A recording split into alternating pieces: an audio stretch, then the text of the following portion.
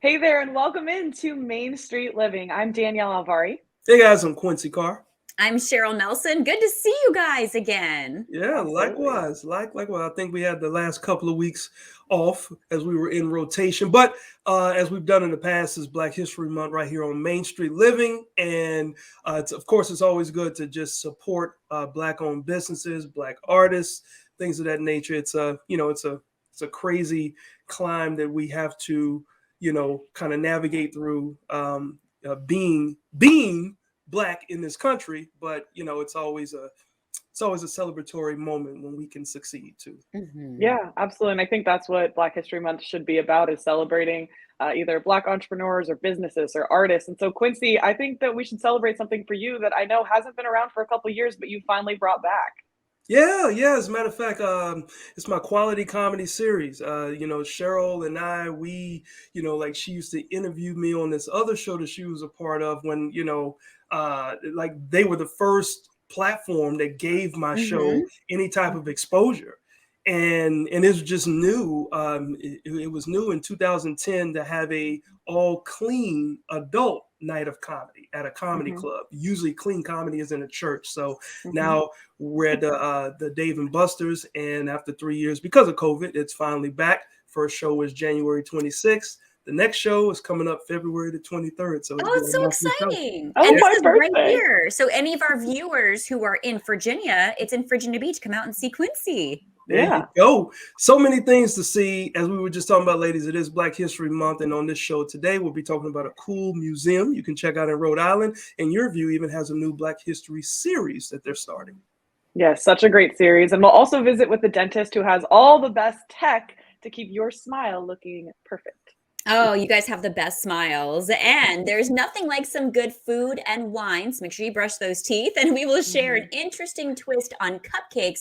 But first, an entrepreneur promoting some unique wines. Stay with us on Main Street Living.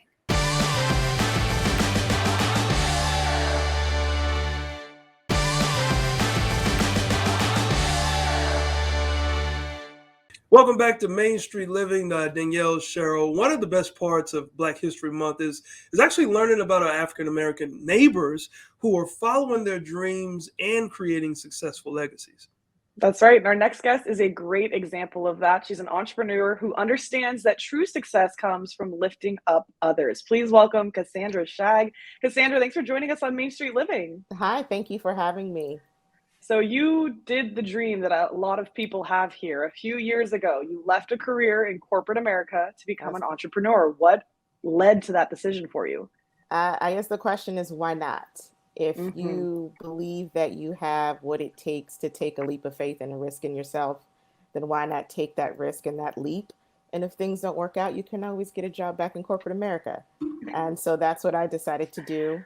I moved into a town called Escondido, California, north of San Diego, and decided to open a wine and beer tasting room because, to be quite honest, that is what I love to do. And Sip Wine and Beer was born.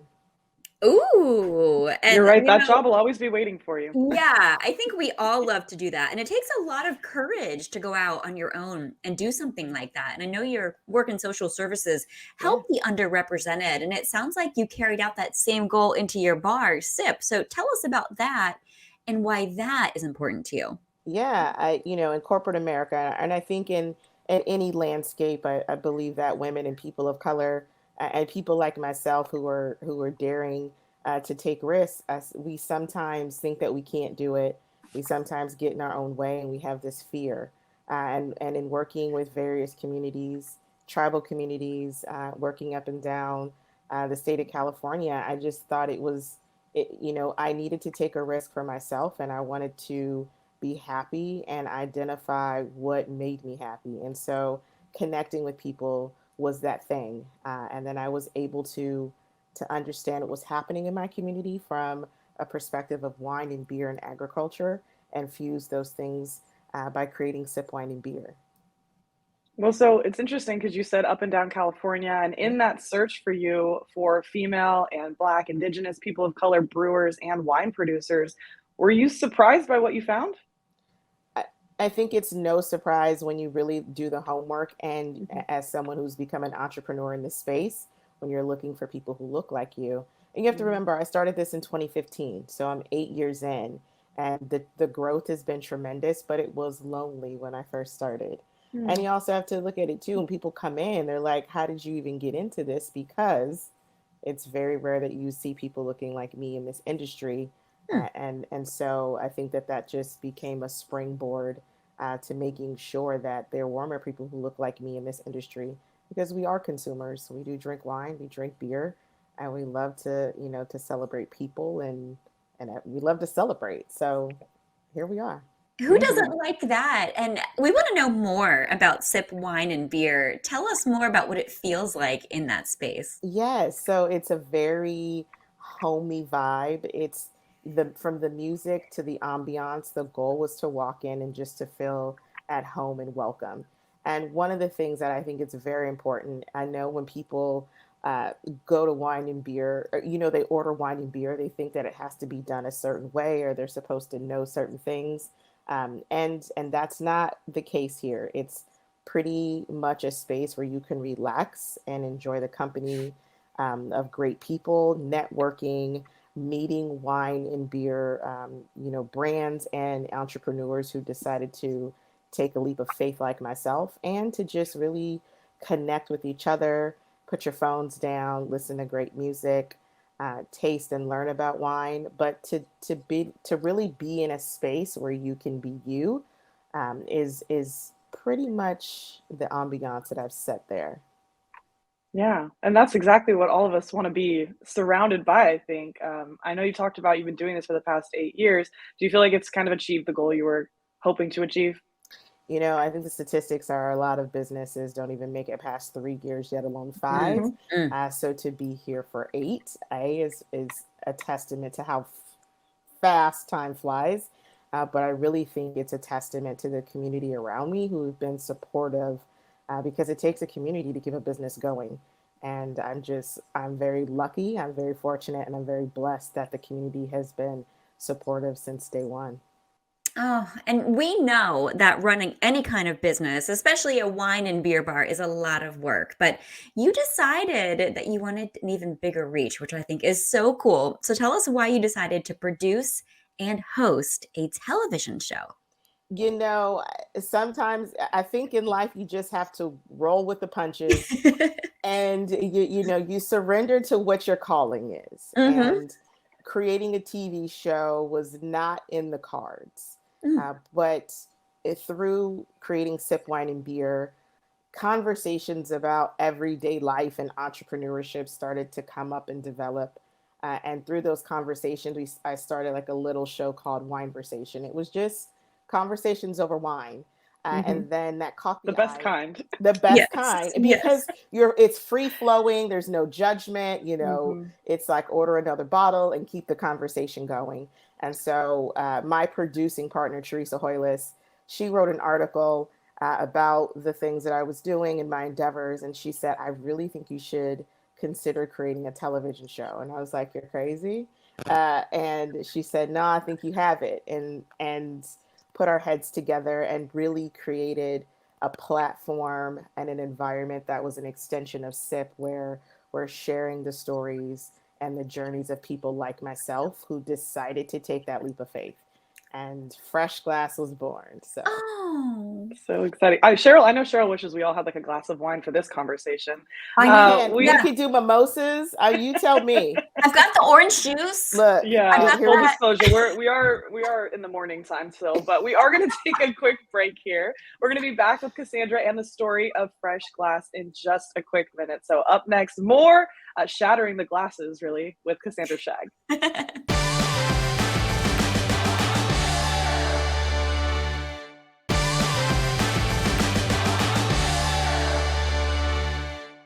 Welcome back to Main Street Living. We are back with Cassandra Schaeg, and we want to explore more about her new television series, Fresh Glass, which is going to be running right here on Your View this month. She's one of us now, Danielle. I am loving it. She's amazing.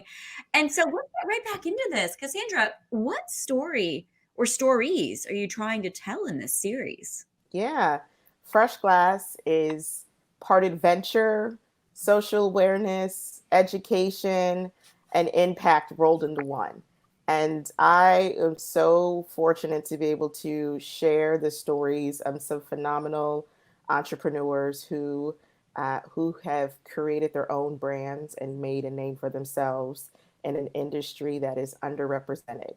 And what that looks like is from the first woman Native American winemaker to the first Black woman to own a winery in the United States and everything in between. We've been able to capture some phenomenal stories that are now cemented in history. And I'm really excited for everyone to take a look at these adventures. Yeah, and it's so important because I think we learn so much more from people who are different from us than people who are the same. So that's very exciting. And I think the name is very apt. It's called Fresh Glass, which makes it Mhm. sound very cool. So, how is Fresh Glass different from other shows about food and drinks? Yes, what when creating Fresh Glass, what we realized was there isn't a show out there that tells the story from the lens of being a woman and being a person of color as an entrepreneur, as a chef, as a winemaker, as a brewmaster, as a coffee house owner. There's so many things, and within that, it's also going to shed some light and awareness on the challenges that women who decide to take the path of entrepreneurship face, whether that be access, whether that be capital, resources, and really taking a dive into why that is. This is a a story to be told, and it's also a lesson to be learned. But the most important thing is that people out there who, in the back of their minds, wanted to take a leap of faith and for whatever reason didn't, they can see themselves in these stories and say, I think this is my time to do it. So, Mm. Fresh Glass is about having a fresh perspective and a Mhm. fresh awareness of what is behind a glass or behind a plate of food or behind Mhm. the name of a business. Ooh, it's inside the looking glass. I like this. Yes, yes, yes.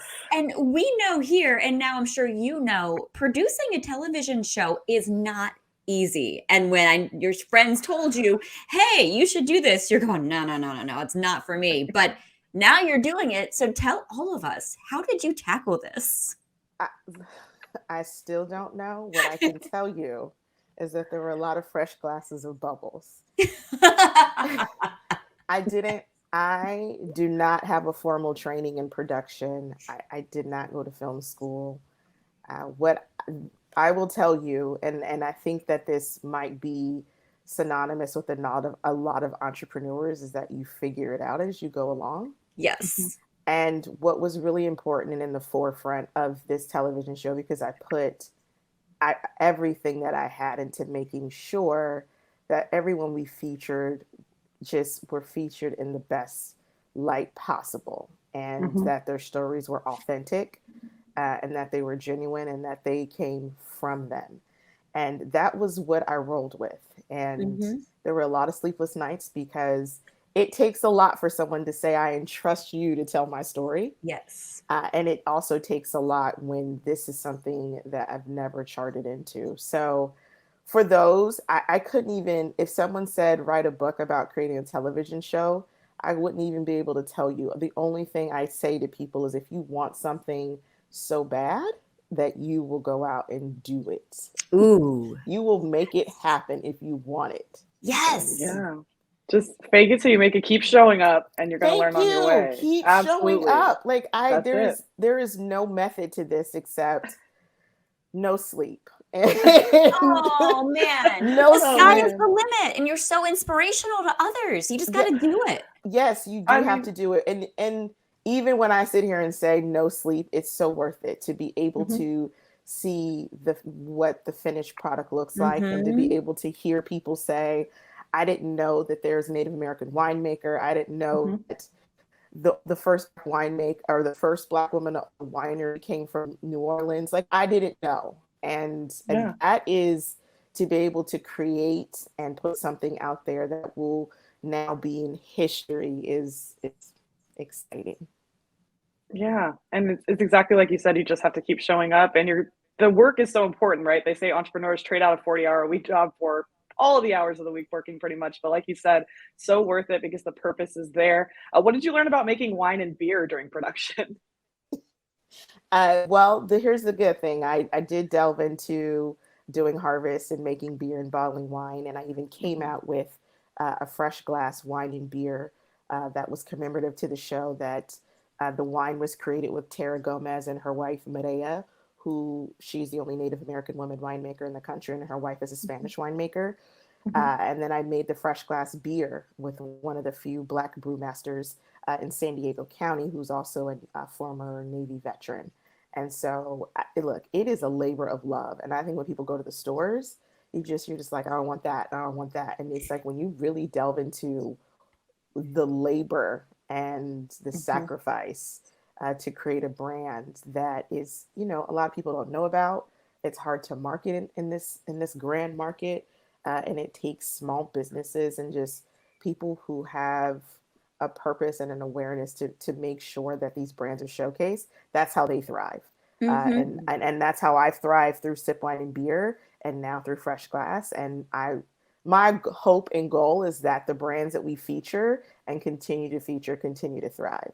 Absolutely. More of a reason for us to support each other. Small businesses have to help one another out. And before we go, tell us, how can our viewers learn more, watch the shows, and find out if there's going to be another season? Yes. So you know what? It'll be on Your View starting in February. Please, please, please watch all of these phenomenal entrepreneurs and brands. 6 episodes of a great adventure. You could also go to freshglassproductions.com to learn more about what's in store. You can follow Fresh Glass on Instagram. This is Fresh Glass. And if you're interested to see what happens at Sip Wine and Beer, you can check that out as well on Instagram. Hashtag Sip Wine Beer. So thank you, thank you, thank you. I know it's still too early, but I feel like we should do a celebratory cheers of some sort. Yeah, I wish I could toast right now. A little something. My OJ. So if you have a glass, let's do it. Cheers to you. Cheers to Cassandra Schaeg. Yes, cheers. Bottle. And thank you, everybody. I appreciate it. Thank you. Yes, thank you to Cassandra Schaeg. Just cheers to her and all the incredible work she's doing. So definitely check out Fresh Glass. But coming up next, we're going to head to a very special museum in Rhode Island.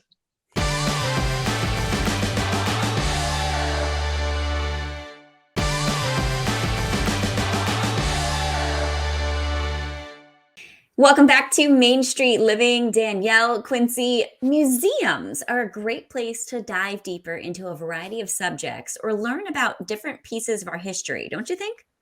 Yeah, and they also enrich our communities by sharing information, but not a lot of museums do all of that. And then in addition, take an active role in making their communities safer. So cool. You guys got to take a look at this very important work being done in Rhode Island at Stages of Freedom. I'm Ray Rickman. This is Stages of Freedom, Rhode Island's premier African-American nonprofit. This museum you're supposed to feel good in.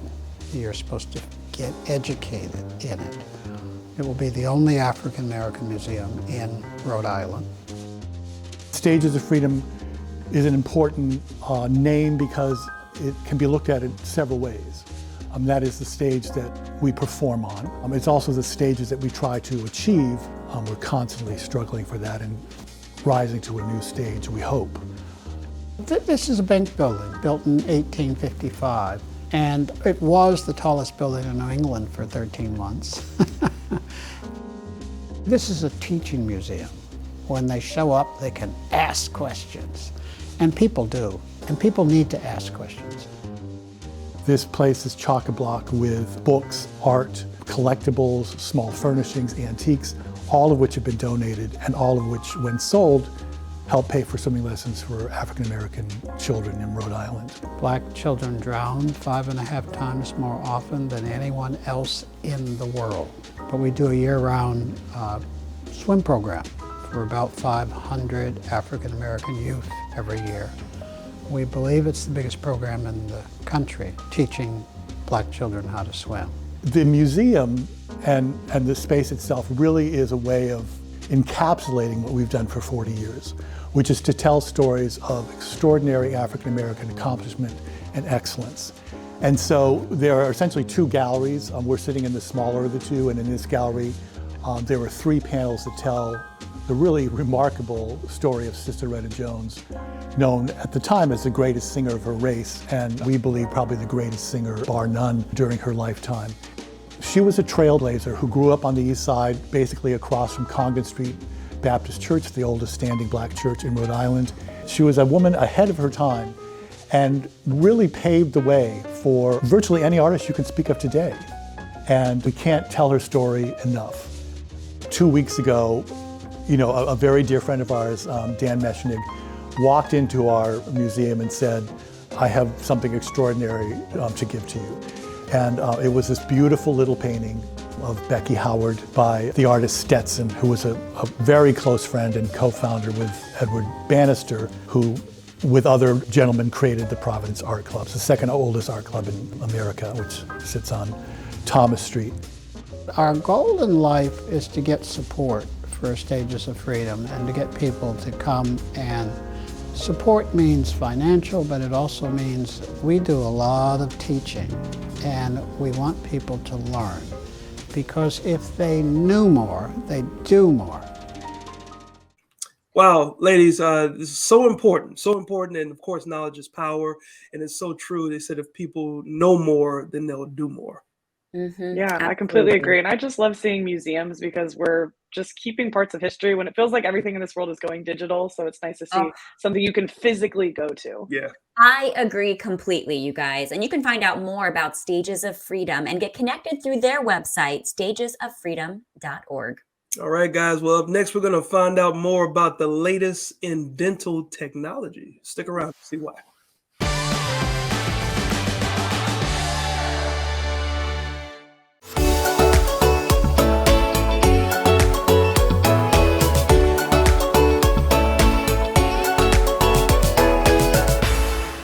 Welcome back to Main Street Living. Quincy, Danielle, most of us don't love the thought of going to the dentist. Well, unless you're Danielle. But if we do need dental work done, we want to make sure it gets done right the first time. Right, Q? Yeah, it's so true, Cheryl. But the big factor in doing it right is having the proper tools, which in 2023 means having the latest technology. Dr. Espinoza with Bonita Del Rey Dental is here to tell us more about the latest in dental technology. Welcome back to Main Street Living, Doc. How are you? Hey, guys. How are you guys? I'm doing great. And I'm really excited to be back here. And especially the topic that we have today is really excited about it. So I'm ready. Yeah, well, what's interesting, the last time we had you on 6 months ago, I had just gotten my 6-month cleaning, and here we are. I just got my 6-month cleaning. It's like, are you watching me? I'm not watching you, but I'm proud of you. I'm really proud. All right, well, let's get into it. Like, how much has the dentistry changed over the last few years, and why is it so important that dentists invest in the latest dental technology that you guys have? Yeah, dentistry, like everything nowadays, just keeps changing exponentially, like year after year. If you compare the way dentists, well, some dentists still work that way, but anyways, if you compare the technology that we had available 15 years ago, 10 years ago, 5 years ago, even a couple of years ago, it's a totally different ballgame. It's a totally different way of doing our work. And specifically, the way this helps is what you just mentioned before. Nobody really likes to go to the dentist because the experiences, historically have not been really nice. But nowadays, with all the tech that we have, all the gadgets, and honestly, we just make it really easy. I mean, it's not as bad as it used to be. Yeah, I would bet. It's good news for everybody. I mean, let's talk about CT scans. For those who don't know, what is a CT scan and why is it important to have a CT scan for dental implant procedures? Yeah, so basically, like for the last hundreds of years, we only use the X-rays that dentists use to be like a 2D image. Let's say you're looking at a picture. That's the image that we used to have forever. Now, a 3D or a CT scan, we actually get a 3D image of whatever we're trying to look at from our patients. So with implantology, honestly, in my thoughts is that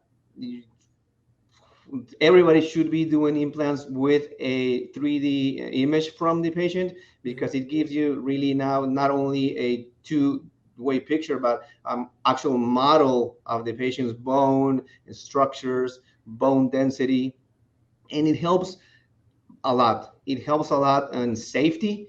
Some people had in the past bad experience with implants, but basically it's more because there weren't the proper tools to diagnose them. We really never had something bad happen in 15 years of doing implants, because we've been using CT scan since the beginning. It's a great tool to have. Well, one cool thing that you guys have in-house is something called a digital lab. So explain, what are the benefits of having something like that? Well, a digital lab is something that is really came up in the last, let's say, 2-3 years in dentistry. It used to be that, let's say, if I want to make a set of teeth over your implants or veneers or something, I took a model of the patient and then I send it out to a lab, and the lab, whatever they were, just off-site, they worked on it, but they really didn't know whose teeth were in whose person. So now we do everything here in-house. We have all the technology, all the equipment, 3D printers and all this stuff. So we can actually customize, each set of teeth is customized for that specific person. And it makes a huge change. We control everything here. So say if you're 6 feet tall or if you're 4 feet tall, we are going to customize something for you. And we used to not be able to do that. Everybody got the same before. That's a good Right. benefit. You can see why it's important to have a specialist with an in-house lab. What is a 3D dental printer, and why should we choose a dentist who has one of those on site? So season one, imagine that. Who could imagine that now we could 3D print teeth? And we can. It used to be that to make a tooth, somebody needed to make it from nothing, wax it up and whatever, and depending on the ability of that person, and you only count a few persons around the world that were really, really good at it, then you get the result. Now we just access a digital library of thousands of smiles, and we just choose what fits better, and then we 3D print it. So it's it's great. The results are really consistent all the time. Yeah. And Doc, you've got this thing, it's called a therapeutic laser that you use on your patients. You got to tell us about that quickly. How does that help with healing after dental surgery? Yes, that's another piece of equipment that we use just to make a better result. Like from the beginning, like you said, 3D scan, okay, you diagnose really good, you're safe with it. And then you use a 3D printer, so you're quick, you're efficient, and you get a beautiful result. Now you go, okay, now how is the patient going to feel after the treatment? I mean, it is a surgical procedure, so how are we going to make him feel better in the post-op? And a low-level laser therapy really is the same equipment that they use in physical therapy office. It's exactly the same machine. So when you go to physical therapy because you're injured yourself or you need to heal for something or whatever, so now after a surgery, besides medications and everything we use that laser, and then patients don't get swollen, they don't get bruised, and they really minimize any kind of pain afterwards. So it's basically better post-op. Yeah, I need something like that after I work out. Thank you. Well, we know our viewers want to know where this is. So Dr. Espinoza, how can viewers get in touch with you or get more information? So it's easy to get in touch with us. I mean, of course, if you Google Dr. Aldo Espinoza online, you're going to find all kinds of stuff. But bonitadelrey.com. Our phone number is 619-482-3264. And we are in San Diego, in sunny San Diego. Beautiful. Nice. Thank you so much, Dr. Espinoza. We appreciate you coming by and brightening our day. Always a pleasure talking to you guys. Have a good one. All right, take care. Thank you. Quincy, my problem is I have to brush my teeth all the time because I love to eat sugar. So coming up next, cupcakes, anybody?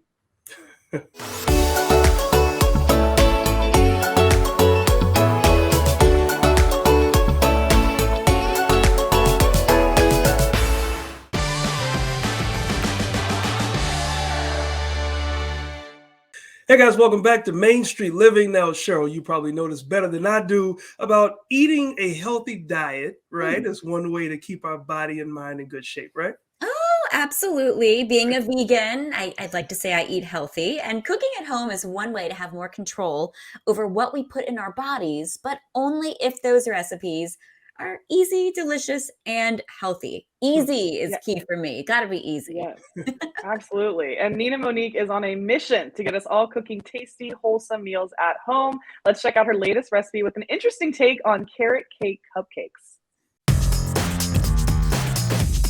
All right, hey guys, it's your girl Nina Monique here with Recipe Remix, and today I am making baby food carrot cake cupcakes out of my family's recipe book. Yes, you heard it, carrot cake baby food cupcakes that my grandma came up with years ago. She told my mom about it, and now I'm sharing this easy and delicious recipe with you today.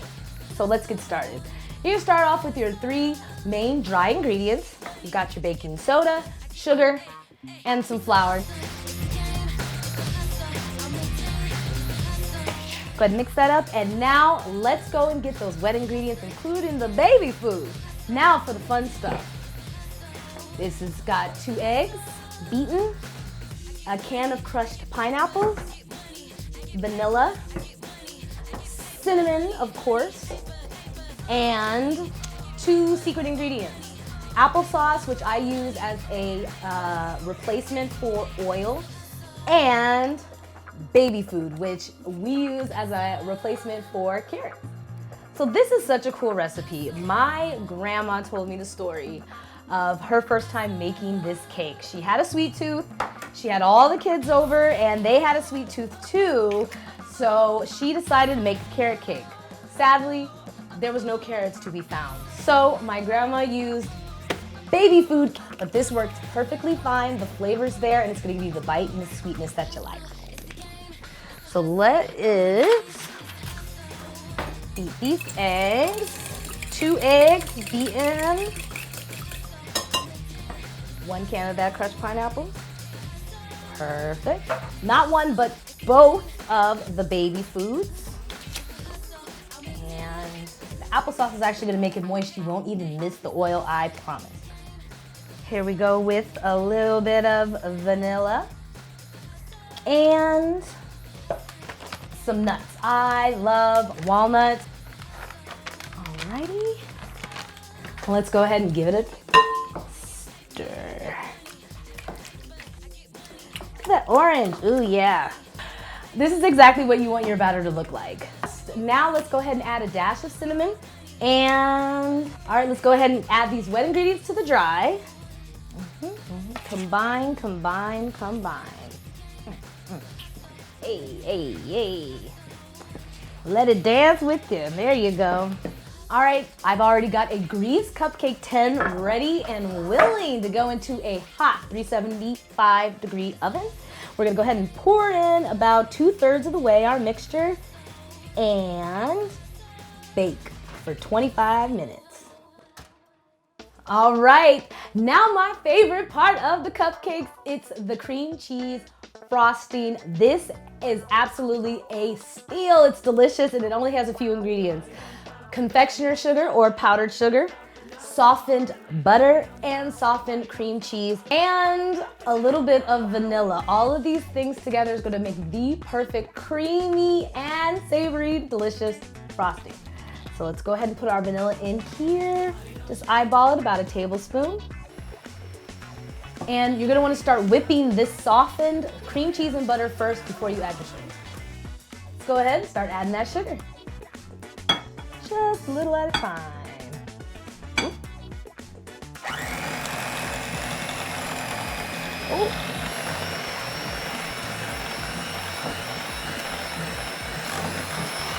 All right, looks like we're getting there.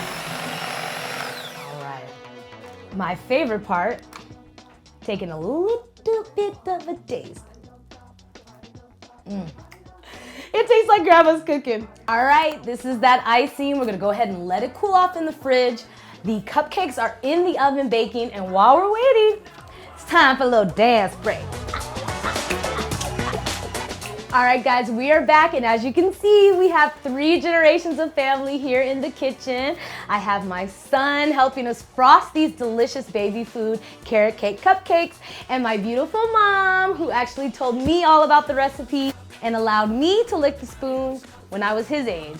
So now, go ahead and let Grandma fry the muffin. Can I try it?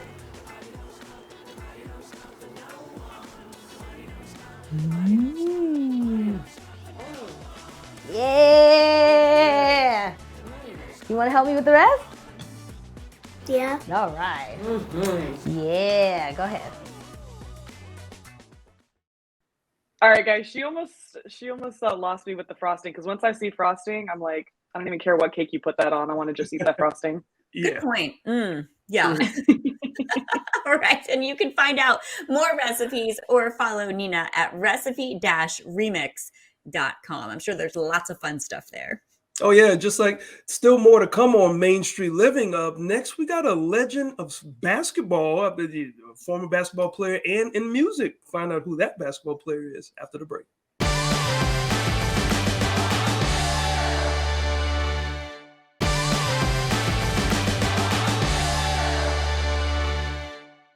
Welcome back to Main Street Living, guys. Danielle, Cheryl, there are lots of ways to participate in Black History Month, and you can do it through support, including like of a Black-owned business or restaurant, maybe comedians that have a comedy show or something, right? Or even experience something like, like from a Black author or an artist. Yeah, there's so many things you could do. You could also take a little time to learn something about the experience of African Americans through our country's history or even in our society today. Right, and Your View is featuring a wide range of programming in honor of Black History Month, which is guaranteed to give you new insights, including this enlightening show about a truly remarkable American, Wayman Tisdale. Check this out. The way I would like to be remembered, that I was just happy, and whenever I smiled at somebody, it made them happy. I just like to make people happy. I think if I had to live it all over again, I wouldn't change anything.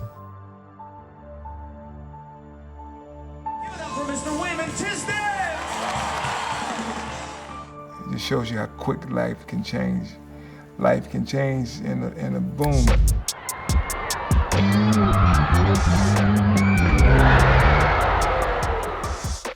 I heard about this guy, Wayman Tisdale. I've now decided to further my education at the University of Oklahoma.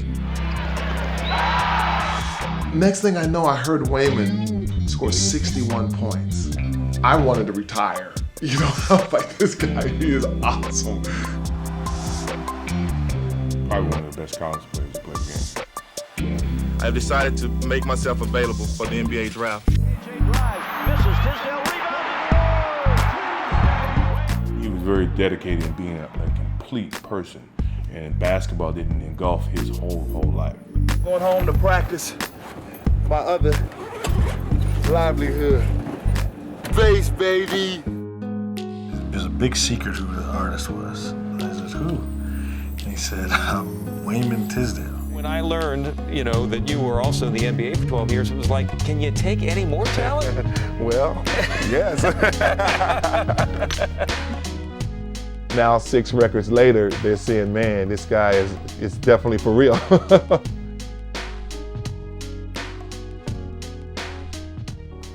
And it happened to me. We've learned Wayman Tisdale is recovering after having a portion of his right leg surgically amputated.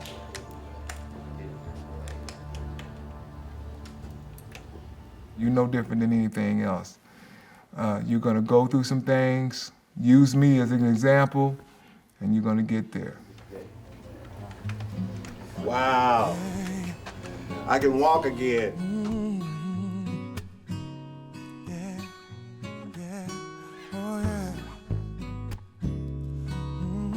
As a human, you always want to know, okay, what kind of legacy can I leave?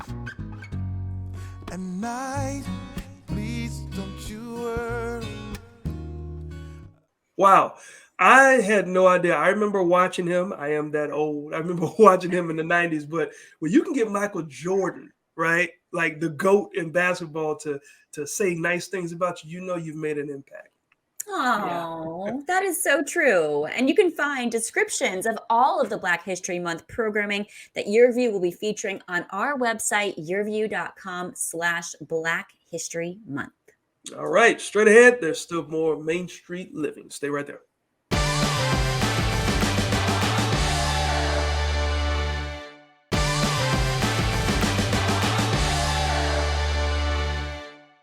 Welcome back into Main Street Living one last time. It's the end of the show. So Cheryl, Quincy, you know what that means. Grab a glass of wine, get ready for that first episode of Fresh Glass, maybe make some carrot cupcakes. I still only have my orange juice, but I can easily find some wine downstairs. Yeah, well, if you guys missed any of the stuff we had on the show today, you can always catch it on our Cox Contour app anytime. So yes, and new episodes of Main Street Living, 9 p.m. Mondays local time. So make sure you check us out then as we take another stroll down Main Street.